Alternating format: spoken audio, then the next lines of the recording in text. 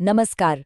आज बात करते हैं भारतीय इतिहास के उस दौर की जिसने आने वाली सदियों के लिए एक तरह से बुनियाद रखी, यानी वैदिक युग। इस युग को इसका नाम मिला है पवित्र ग्रंथों, वेदों से, जो हमें उस समय के समाज और संस्कृति की एक झलक देते हैं। अब देखिए, इस पूरी कहानी को समझने के लिए इसे दो हिस्सों में बांटना बहुत जरूरी है। पहला है ऋग्वेदिक काल, जो करीब 1500 से 1000 ईसा पूर्व तक का समय है, और दूसरा है उत्तर वैदिक काल, 1000 से 600 ईसा पूर्व तक।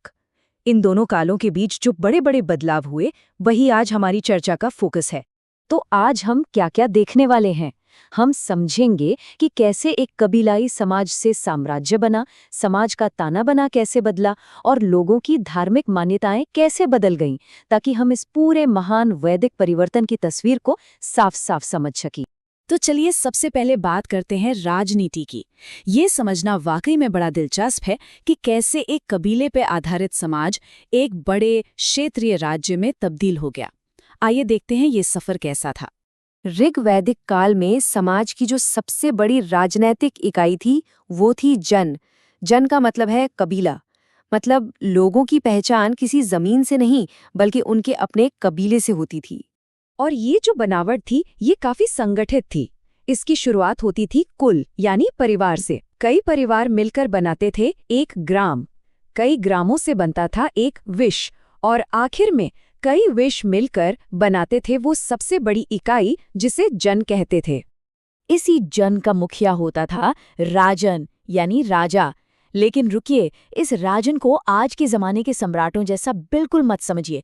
उसका मेन काम था कबीले और सबसे जरूरी उसके मवेशियों की रक्षा करना। उसकी शक्ति असीमित नहीं थी और ना ही ये पद खानदानी होता था। तो सवाल ये है कि राजा की शक्ति को कंट्रोल कौन करता था? यहीं पर आती है सभा और समिति। ये कबीले की सभाएं थीं जो राजा के फैसलों पर एक तरह से रोक लगा सकती थीं और शासन में एक बहुत ही अहम भूमिका निभाती थीं। लेकिन फिर वक्त बदला, उत्तर वैदिक काल आया और सत्ता का पूरा समीकरण, पूरा खेल ही बदलने लगा। अब राजा जन का नहीं, बल्कि जनपद का शासक था। देखिए, ये शब्द ही अपने आप में पूरी कहानी कह देता है। जन यानी लोग और पद यानी पैर। मतलब जिस जमीन पर कबीले ने अपने पैर जमा लिए, वो अब एक तय इलाका या राज्य बन गया। पहचान अब कबीले से नहीं, जमीन से होने लगी थी। इस एक बदलाव के साथ राजा की शक्ति में जबरदस्त इजाफा हुआ। अब राजपद वंशानुगत हो गया। मतलब राजा का बेटा ही राजा बनेगा। राजा अपनी ताकत और अधिकार को जताने के लिए अश्वमेध जैसे बड़े बड़े और खर्चीले यज्ञ करने लगे। और इसका सीधा नतीजा क्या हुआ? सभा और समिति जैसी संस्थाओं का महत्व बिल्कुल कम हो गया। अब देखिए, जब राजनीति इतनी तेजी से बदल रही हो, तो समाज का ताना बाना कैसे अछूता रह सकता है? आइए अब देखते हैं कि परिवार, समाज में लोगों की हैसियत और ऊंच नीच के सिस्टम में कैसे बड़े बदलाव आए। सबसे बड़े बदलावों में से एक था महिलाओं की स्थिति में आई गिरावट।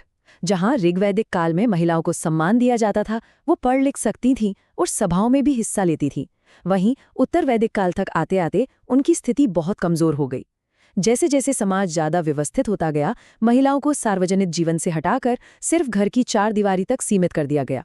तो सवाल ये उठता है कि उस समय का समाज आखिर किस आधार पर संगठित था? और यहीं पर बात आती है वर्ण व्यवस्था की। वर्ण व्यवस्था का जिक्र हमें सबसे पहले ऋग्वेद के 10वें मंडल के पुरुष सूक्त में मिलता है। यहाँ एक बहुत ही शक्तिशाली विचार सामने रखा गया है कि एक विराट पुरुष के शरीर के अलग अलग अंगों से 4 वर्णों की उत्पत्ति हुई। ये 4 वर्ण थे ब्राह्मण, जिनका काम था पूजा पाठ और शिक्षा देना। फिर थे क्षत्रिय, जो शासक और योद्धा थे। तीसरे थे वैश्य, जो किसान, व्यापारी और कारीगर थे। और चौथे शूद्र, जिनका काम बाकी 3 वर्णों की सेवा करना बताया गया। ऋग्वैदिक काल में ये व्यवस्था काफी हद तक कर्म पर आधारित और लचीली थी। मतलब इसमें सामाजिक बदलाव की गुंजाइश थी। लेकिन उत्तर वैदिक काल आते आते ये लचीलापन खत्म हो गया। वो व्यवस्था जो एक जीवित पेड़ की तरह थी, अब मानो पत्थर की बन गई। सब कुछ जन पर आधारित और बेहद कठोर हो गया। अब किसी का वर्ण उसके काम से नहीं, बल्कि उसके जन्म से तय होने लगा।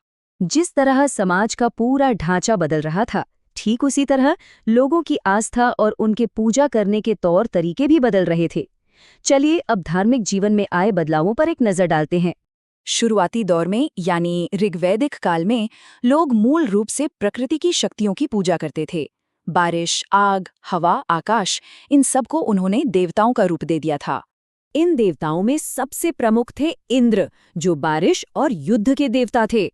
अंदाजा लगाइए, ऋग्वेद में लगभग 250 सूक्त यानी भजन सिर्फ उन्हें ही समर्पित हैं। उनके बाद अग्नि यानी आग के देवता का स्थान था, और वरुण जो आकाश और ब्रह्मांडीय व्यवस्था के देवता थे, वो भी बहुत महत्वपूर्ण माने जाते थे। लेकिन उत्तर वैदिक काल में एक बार फिर कहानी बदल गई। इंद्र और अग्नि जैसे शुरुआती बड़े देवताओं का महत्व धीरे धीरे कम होने लगा। अब धर्म का केंद्र प्रकृति की सीधी सादी पूजा से हटकर बहुत ही जटिल, विस्तृत और महंगे यज्ञों पर आ गया। जैसे जैसे राजाओं की शक्ति बढ़ी, उन्हें अपनी सत्ता को सही ठहराने और दिखाने के लिए इन भव्य आयोजनों की जरूरत महसूस हुई। इसका नतीजा ये हुआ कि पुरोहितों यानी ब्राह्मणों की भूमिका और भी ज्यादा जरूरी हो गई और धर्म कहीं ज्यादा कर्मकांडों वाला बन गया। तो हमने देखा कि कैसे बस कुछ सदियों के अंदर ही एक पूरी सभ्यता का रूप रंग बदल गया। चलिए अब इस महान वैदिक परिवर्तन के जो सबसे जरूरी नतीजे हैं, उन्हें एक बार संक्षेप में समझ लेते हैं। तो ये था वो महान वैदिक परिवर्तन। राजनीति में कबीले की जगह राज्य ने ले ली, समाज में लचीलेपन की जगह एक कठोर जन पर आधारित व्यवस्था ने ले ली, और धर्म में प्रकृति की पूजा की जगह मुश्किल कर्मकांडों ने ले ली। यही वो बदलाव थे जिन्होंने आने वाले भारत की नींव रखी। और ये पूरा विश्लेषण हमें एक बहुत ही अहम सवाल पर लाकर छोड़ता है। वैदिक युग में जो ये बुनियादें रखी गईं, चाहे वो सामाजिक ढांचे हों या राजनीतिक विचार, वो आज भी भारतीय उपमहाद्वीप को किस तरह से प्रभावित कर रही हैं और आकार दे रही हैं। इस पर सोचिएगा जरूर।